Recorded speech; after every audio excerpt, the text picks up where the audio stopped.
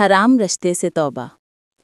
وہ لڑکی جو کبھی دن رات موبائل کے پیچھے زندگی گزارتی تھی، جو ہر لمحہ کسی کے میسج کی منتظر رہتی تھی، جس کے چہرے کی مسکراہٹ اب کسی غیر کی باتوں پر منحصر تھی۔ وقت گزرتا گیا، دل لگتا گیا، اور آہستہ آہستہ وہ لڑکی اللہ سے دور ہوتی چلی گئی۔ نمازیں چھوٹنے لگیں، دل میں بے چینی بڑھنے لگی۔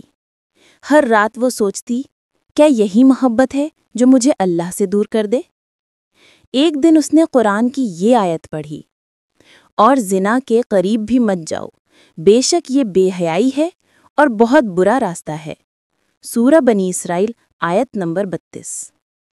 اس لمحے جیسے دل پر بجلی گری ہو۔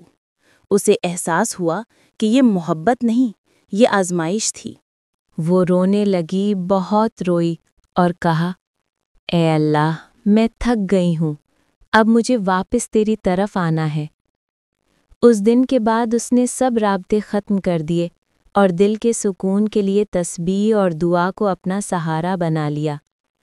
اب اس کی آنکھوں میں ندامت ضرور تھی، لیکن دل میں ایک نئی روشنی بھی تھی، توبہ کی روشنی۔